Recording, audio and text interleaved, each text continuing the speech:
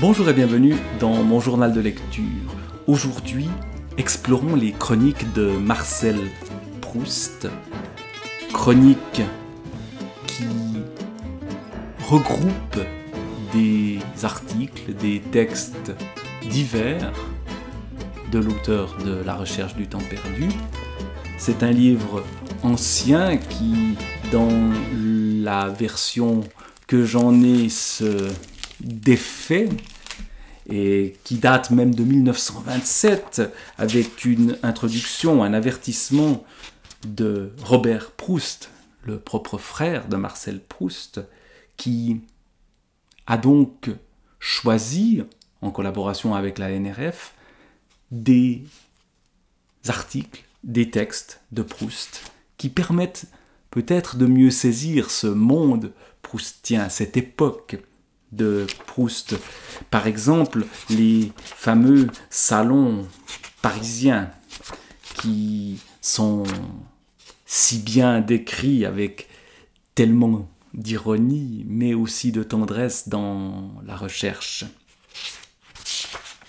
Alors, il y a, par exemple, le salon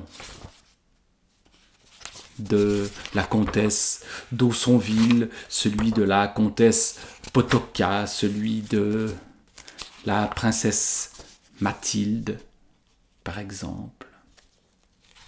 Et puis, en plus de ces salons, qu'est-ce qu'on trouve? On trouve des chroniques intitulées « Paysages et réflexions », où on entre dans un autre aspect de Proust, peut-être plus marquant, celui de son rapport à ce qui l'entoure, au monde qui l'entoure, au paysage. Paysage de Combray, paysage qui se donne à lui dans le souvenir, mais aussi dans les détails. Par exemple, rayon de soleil sur le balcon. Je viens d'écarter le rideau. Sur le balcon, le soleil a étendu ses moelleux coussins. Je ne sortirai pas. Ces rayons ne me promettent aucun bonheur. Pourquoi leur vue m'a-t-elle caressé aussitôt comme une espérance? Une espérance de rien, une espérance désaffectée de tout objet, et pourtant, à l'état pur, une timide et tendre espérance. Quand j'avais 12 ans, je jouais aux Champs-Élysées avec une fillette que j'aimais, que je n'ai jamais revue, qui s'est mariée, qui est aujourd'hui mère de famille et dont j'ai lu le nom l'autre jour parmi les abonnés du Figaro. Évidemment, on pense à Gilberte Swann, voilà le nom qui nous vient à l'esprit, le nom de cette vraie petite fille. Là, on ne le sait pas. Mais comme je ne connaissais pas ses parents, je ne pouvais la voir que là, et elle n'y venait pas tous les jours à cause de cours, de catéchisme, de goûters, de matinées enfantines, de courses avec sa mère, toute une vie inconnue, pleine d'un charme douloureux, parce que c'était la sienne et qu'elle la séparait de moi. Voilà déjà la jalousie qui sera si importante dans la recherche. Quand je savais qu'elle ne viendrait pas, j'entraînais mon institutrice en pèlerinage jusque devant la maison où ma petite amie habitait avec ses parents.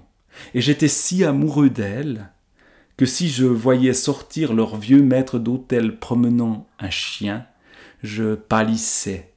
J'essayais en vain de comprimer les battements de mon cœur. Ses parents produisaient sur moi une impression plus grande encore.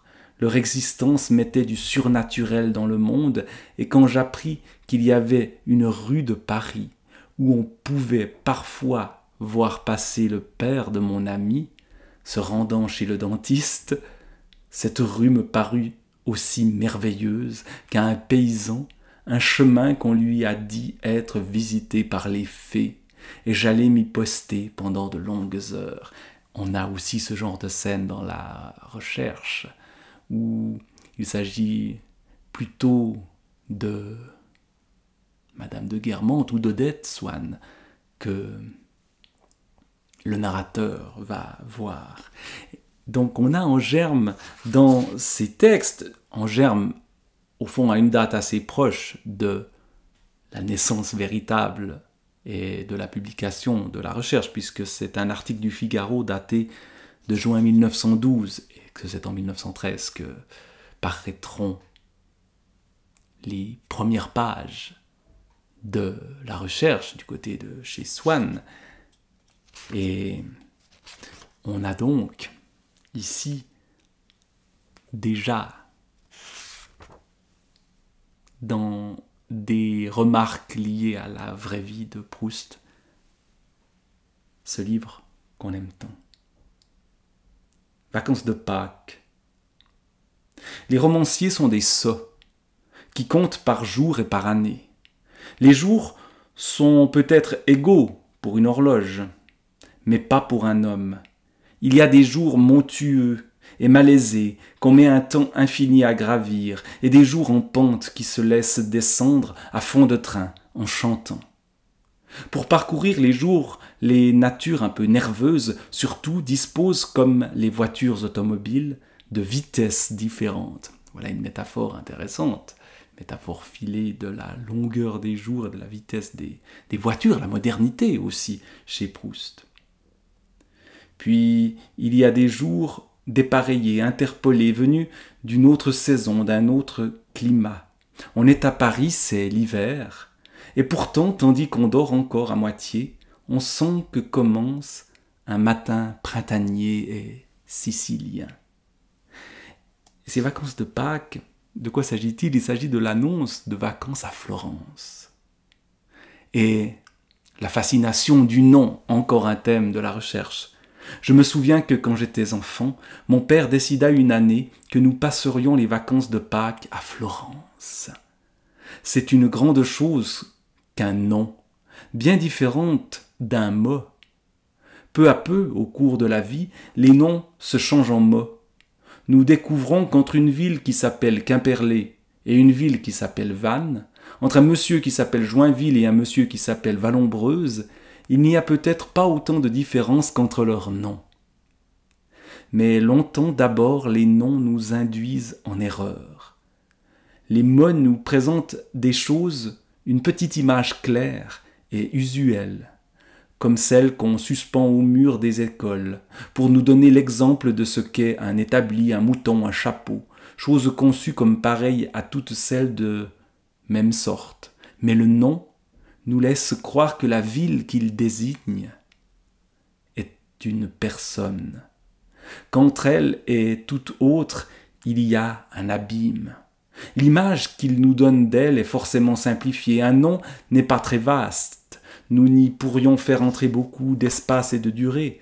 Un seul monument est toujours vu à la même heure. Tout au plus, mon image de Florence était-elle divisée entre deux compartiments, comme ces tableaux de Ghirlandajo qui représentent le même personnage à deux moments de l'action. Dans l'un, sous un dais architectural, je regardais à travers un rideau de soleil oblique, progressif et superposé, les peintures de Sainte-Marie des Fleurs. Dans l'autre, je traversais, pour rentrer déjeuner, le Ponte Vecchio encombré de jonquilles, de narcisses et d'anémones. Et on retrouve les fleurs, là aussi, si présentes dans la recherche du temps perdu.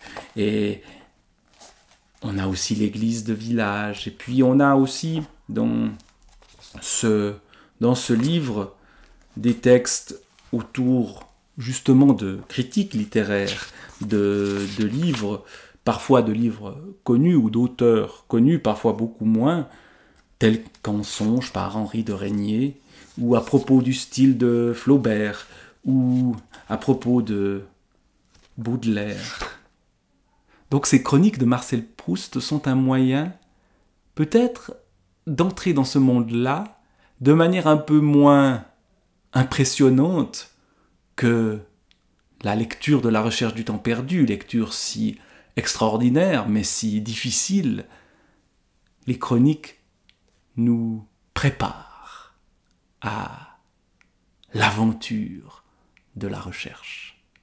Et c'est peut-être pour ça que ce vieux livre qui se casse et qui m'est arrivé dans les mains, je ne sais plus trop comment, ben ça valait la peine de le feuilleter.